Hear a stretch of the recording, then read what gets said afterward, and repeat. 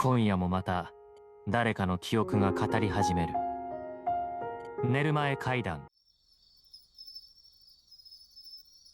その昔、欧州の山裾に月の光をそこに溜め込むような盆地の村があった。夏でも夜の風は冷たく、他の稲が擦れ合う音が眠る者の耳の奥でカサカサと揺れていた。村人は夜更けの道を避けた。道端の地蔵はいつも少しだけ傾いていて、誰が直してもいつの間にか斜めに戻るのだった。そんな村にある夜から奇妙な噂が広がり始めた。骨の女が歩く。最初にそれを見たのは川筋の番をしていた若い男だった。用水の堰が壊れていないか見回っていると、竹林の奥から細い音が近づいてきた。カタカタカタ。つま先で茶碗の縁を叩くような、とても小さな、けれど絶えず続く音。男は闇に目を凝らした。月は雲に半ば隠れており、竹の葉の間からこぼれる白い光が、島のように地面を切り分けている。そこを、誰かが渡ってきた。それは、女の形をした骨であった。頭蓋から黒い髪が数筋だけ垂れ、風に撫でられては頬骨にピタリと張り付く。肋骨はカゴのように空気を抱え、背骨はまるで糸の通った数珠のように連なって、しゃらりと震えた。女の骨は歩いた。歩けば歩くほど、足首の骨が互いに触れ合って、肩と乾いた拍を刻んだ。男は声も出せずに立ち尽くした。女の骨は、その前で一度立ち止まり、まるで鏡を見る人のように、自身の体を眺め回した。肋骨の一本が少し欠けているのだろう。そこへ河原で拾った魚の骨をそっと差し込む。あるいは、月のない夜に古い墓を暴いて取り出した赤子のものとも知れぬ小さなあばら骨を大事そうにあてがうのを見た者がいるとかいないとか。鎖骨に沿って獣の小さなあばらを飾りに結びつける。カタカタカタと骨は音楽のようになり、そして女は踊った。踊りといっても激しく跳ねるのではない。片足を半歩滑らせ、肩を少し傾け、月の線をなぞるように、静かに、静かに。男はその場から逃げ出したが、翌朝には村中が知っていた。骨の女は夜な夜な飾り立て、一人で見えない舞台に立つ。魚の骨、獣の骨、人の罪さえ、軽やかにまとって、そう語るローパもいた。ローパはさらに、囁くように付け加えた。あれはね、生きている間、多分誰にも見られなかったんだよ。語り継がれた話では、その女は生きていた頃、美しくなかったという。肌はすすで曇り、歯は出っ歯。片目は幼い病のせいで少し濁り、笑えば顎が鈍く跳ねる。他の手伝いに出ても、気の強い女衆は陰で真似をした。男どもは、遠巻きに笑った。女は喋ることをやめ、顔を隠すように手ぬぐいをかぶって、夕方になると誰のいない野道をわざと選んで歩いた。それでも、暮らしは続いた。誰にも愛されずとも、煮炊きは待ってくれぬ。川へ出て洗い物をし、入り麦をかじり、藁をひねって、縄をない。夜には油の少ない明かりで次の朝の支度をする。ある年の冬、女は病に倒れた。看病に通ったのは、隣家の老婆だけだった。春が近づく頃、女は静かに息を止めた。誰にも泣かれず、葬列も短く、埋葬は淡々と済んだ。ただそれだけのはずだった。だが、土の冷たさが一度身に入ってから、女は骨として立ち上がった。夜の初め、村の明かりが一つ、また一つと消える頃、田のあぜにはまだ昼のぬくもりが残っていて、草いきれの向こうでカエルの喉が震える。女の骨はそこに立った。最初は肘の関節がうまくはまらず、腕は不格好にぶら下がった。しかし、女は諦めなかった。河原から細い骨を拾っては、元の骨の歯車に噛み合わせるように差し込む。髪の代わりに獣の肋骨を耳輪のようにかける。指の一節が足りないなら魚の背骨で代用する。やがて女は音を鳴らして歩けるようになった。カタカタカタ。その音を村の誰かが聞くたびに女は少し背筋を伸ばした。見ている。声にはならぬ声が闇の淵でふっと灯る。見える。今夜の私は少しだけまっすぐ立てているでしょう。ある夜、山の寺から一人の宗剣が降りてきた。村で流行り病が出たと聞き、清めの祈りを授けるためだった。宗剣は白い息を吐き、鈴の尾を握って夜道を行く。鈴の音は澄み、祈りの弦は低く、闇をまっすぐ割って進むように響いた。道の切れ目で女の骨と宗剣は出会った。鈴が一度高くなった。その瞬間、女の骨はふっと膝から崩れ、バラバラと地面に広がった。月が雲から顔を出し、白い光が散らばった骨の一本一本に筋目を描く。宗剣は足を止め、しばし見つめ、それから静かに手を合わせた。戻りなさい。宗剣はそうつぶやき、骨を蹴るでも叩くでもなく、ただ道の端へと寄せた。月をやめよう。帰れ。鈴がもう一度鳴った。宗剣が通り過ぎると、風が起き、わらくずが少し舞った。やがて、骨はまた集まった。足の小骨がかかとを見つけ、かかとがすねを探し、すねが膝を抱え、膝が太ももを思い出す。指先が指先を招き、鎖骨が健康を迎えに行く。カタカタ、カタ、この身は崩れる。祈り一つで塵になる。けれど、また立つ。誰にも見られなかった心を、せめて骨で飾って、今夜も歩く。ある場は言った。あれはね、いじらしいよ。お盆には、あの骨の女、匂いの立つものを口にしないのさ。生臭は良くないってね。骨でもそう思うのかね。バーの言葉は、村の子に回り、子は孫に渡し、いつしか夜語りの種になった。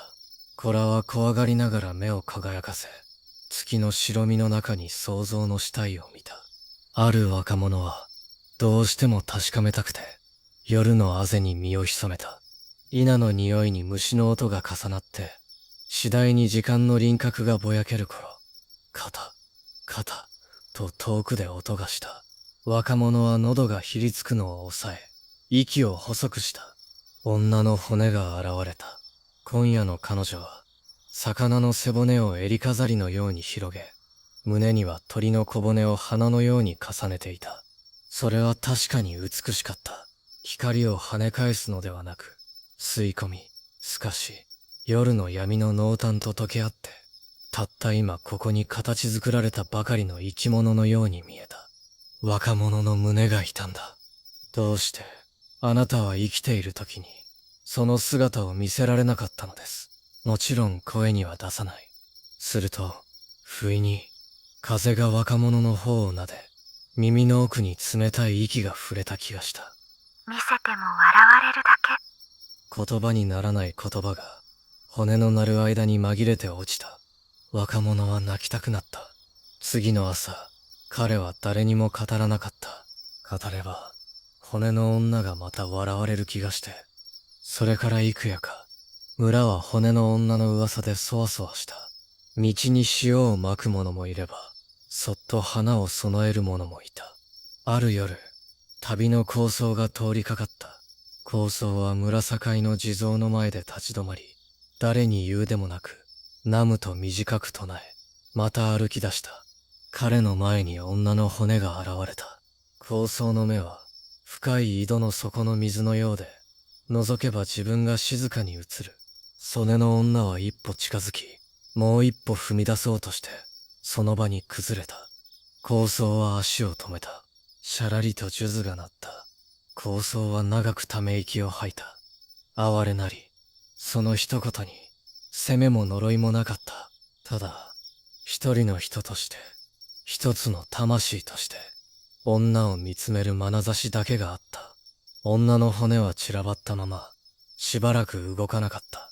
ややあって、雲が切れ、月が丸い皿のように冴えた。構想は去った。風が通り、草の穂が一斉に片側へ幹、すぐに戻った。骨はまた集まった。誰かに崩されるたび、立ち上がるほど、女は少しだけ整っていくようだった。指は次第に細く長く揃い、背筋はわずかに反り、歩幅は柔らかく伸び、かかとは地を滑るように進む。女は踊った。観客のいない舞台で、ただ自分だけが見ている鏡の前のように、カタカタカタ。夜ごとのファッションショーは、見栄ではなかった。それは祈りだった。綺麗でありますように、笑われませんように。せめて今夜だけは。祈りは音になって、闇の奥へ吸い込まれた。村には、一つの言い伝えが残った。お盆の頃、女の骨は断食する、と。長草は口にせず、香の煙をまとって、静かに歩くだけだ、と。それを知る者は、路傍に薄い団子を備え、塩を少しばかり置いた。誰も団子が減るのを見たことはない。けれど、翌朝には香の匂いだけが、かすかに道に残っていた。ある年の秋、村の若い衆が松井の余興に、骨の女の真似をして笑いを取った。カタカタ、と足を鳴らし、胸に魚の骨をつけ、顎を上げて歩く。賑やかな声が夜空に散った。その晩だけ、骨の女は現れなかった。ただ、余興で一番大きな声で笑っていた。若者の家の戸口に、翌朝、泥にまみれた獣の顎骨が、まるで嘲笑うかのように置かれていた。それ以来、村で骨の女の真似をする者はいなくなった。翌晩、稲光が遠くで走り、雷鳴が尾を引いた。田のあぜに、骨の女が立った。彼女は体の飾りをすべて外していた。耳の骨飾りも、胸の花も、襟の背骨もない。ただ、裸の白い骨だけが、細く、まっすぐ立っていた。風が止み、虫の声が一瞬途切れ、世界から音が落ちたかのようだった。長い時間が流れたと感じた者もいれば、一刹那だったという者もいる。やがて、女はきびすを返し、いつもの道とは逆へ歩き出した。その夜から、骨の女は再び姿を見せるようになった。飾りは少なめで、歩みは前より静かだった。カタカタ、村は徐々に貧しくなり、人々は町へ出て行った。取り残された家の戸が、風になった。やがて骨の女の噂は、遠い町の居酒屋で気談として語られ、さらに遠くの旅人の耳に届き、どこかで別の物語と混じり合った。しかしこの村では、ただこう言えばよかった。あれは、いじらしい女だよ。あるいはこうも言った。綺麗になりたかったのさ。語り部である私は、夜の旅に、その道の脇で立ち止まる癖がついた。月がある夜は、月を見上げ、月のない夜は、黒い天をそのまま見上げる。ふと肩と一度だけ遠くで鳴った気がして、心臓が小さく跳ねる。私は声に出さず、胸の内でつぶやく。今夜は、見ているよ。返事はない。けれど、草の葉に沿う梅雨が一粒、こちらに転がってくることがある。その時だけ、私は確かに感じるのだ。ありがとう。と、女の骨の声はいつも礼儀正しかった。女は生きている時、礼を学ぶ機会が少なかった。誰にも教わらず、誰にも手を取られず、ただ遠くから人の姿を見て覚えた。だから死んでからも、礼はぎこちなく、けれど心はまっすぐだった。崩れれば頭を下げ、立てば姿勢を正す。生草を避け、灯火の前では影を薄くし、この鳴き声がすればきびすを返す。誰の邪魔にもなりたくなかったのだ。ある晩、私は夢を見た。夢の中で、骨の女が、まだ肉のついた若い頃の顔をして、私の前に立った。顔は確かに歪んでいた。片目は濁り、顎は少し曲がり、鼻の形は子供が土で作ったように未熟だった。けれど、目がまっすぐだった。女は言った。私は今でも綺麗になりたいのだろうか。私は答えられなかった。女は続けた。綺麗と言ってほしいのだろうか。言葉が喉に使えて出ない私に、女はもう一度だけ口を開いた。見てくれるだけでよかったのかもしれない。そこで夢は途切れた。目を覚ますと、胸の奥でカタッと小さな音がした。それは心臓の鼓動ではなく、もっと乾いた骨の触れ合う音だった。私は布団から起き上がり、戸口を開けて焼きを吸い込んだ。遠くで犬が一度だけ吠え、風が稲の海を撫で、月は雲の切れ間から静かにこちらを見ていた。それから幾年かが過ぎ、私はこの村の話をいろいろな場所で語るようになった。怖い話が欲しいという者には、秋剣の鈴と崩れ落ちる骨の音を語った。悲しい話が好きだという者には、耳飾りの代わりの肋骨や、胸に咲く小さな骨の花を語った。ある店で、若い客が笑いながら言った。それ、つまり魔女の階段ってことっすよね。私は笑わなかった。ただ、杯の端を指で押さえて、慎重に言葉を置いた。そうだな。死んでも、もののけになっても、低姿勢で、控えめで、つつましい女の話だ。若者は照れて黙り、私は酒を一口舐めた。その夜、家に戻ると、戸の前の土間に、細い魚の骨が一本落ちていた。拾い上げると、月の光が骨の溝に沿って淡く滲んだ。私は笑って、そっと戸口の柱に、その骨を結びつけた。見ているよ。そう言って明かりを落とした。闇の中で、遠く、カタカタと二度、骨の音がした気がした。その昔、胸骨という妖怪が出た。歩く女の骸骨、ただそれだけ。けれども、そのただそれだけの裏側に、一人の女の長い夜があった。誰にも見られず、笑われぬように隠れ、見られたくて見られるのを恐れ、骨になってやっとまっすぐ立てた世々が、月は今日も巡り、どこかのあぜで、今夜もまた、乾いた拍が鳴る。カタカタ。結局のところ、あの女は、死んでも魔女だったのだな。その後のある夜、私は手鏡のかけらを懐に忍ばせて、あぜ道へ出た。鏡は古い蔵から見つかったかけらで、縁が欠け、曇りが強い。骨の女が現れたとき、私はそのかけらを胸の前にそっと掲げた。鏡の中で、女の骨は、ほんの一瞬だけ肉を帯びたように見えた。頬はこけ、口元はこわばり、片目はやはりよどんでいる。けれど、額から頬へ落ちる光の筋が、驚くほど優しかった。そう思った次の瞬間、その肉がどろりと崩れ落ち、腐虫が鼻をついたような錯覚に、私は思わず鏡を落としそうになった。鏡の奥で、女の顎が不自然にカクンと跳ねた。それは生前、彼女が笑う時の癖だったという。私は小さく会釈をした。女は、まるで真似をする子供のように、同じ角度で首を傾け、またまっすぐになった。あなたは、あなたのままで綺麗ですよ。声にせずに伝えると、鏡の奥に一筋の霧が走り、骨の鳴る音がわずかに和らいだ気がした。その夜から、私はあぜに出るたび、鏡のかけらを袖に隠し、女が来れば心の中で礼を言った。礼を言うことは、ノリとほど強くもなく、呪いほど重くもない。ただ、世界の端に立つ者同士が、小さな合図を交わすだけだ。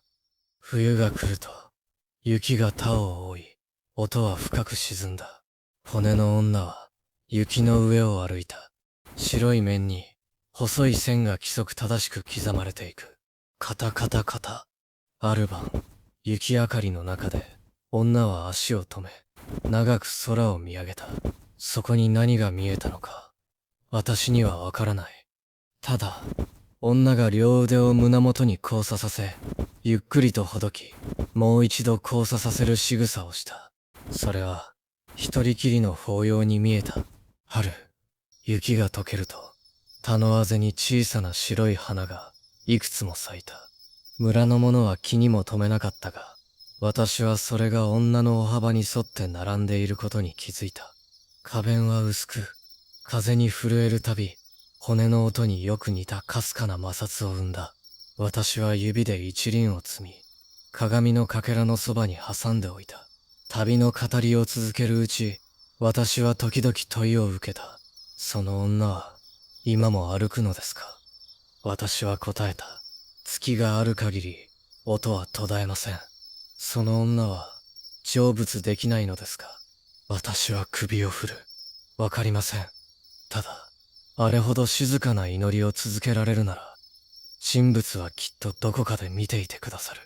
人は、怖いものを怖いままにしておきたい夜がある。悲しいものを悲しいまま抱きしめたい朝もある。骨の女の話は、そのどちらにも寄り添った。ある娘は、涙を拭いていった。私も、笑われるのが怖いから、夜の方が好きです。私は娘の肩に布をかけ、軽くうなずいた。夜は、人の形が少し緩むからね。いつからか、村では夜更けに鏡を覗き込んではいけない、という決まりができた。骨の女が、己の姿を映すために、お前の瞳を借りに来るからだ。と、村では、骨の女に花を供える風習がひそやかに戻った。派手でない小さな花。香りの強くない白か薄桃の花。それらは翌朝、梅雨に濡れて重くなり、地面にぬかづくようにうつむいていた。誰かが拾うのではないです。誰かが片付けるのでもない。日が昇れば、いつの間にか見えなくなる。ある晩、私は若い男にこう尋ねられた。あの女は、誰かを恨んでいるのですか？私は少し考え、首を横に振った。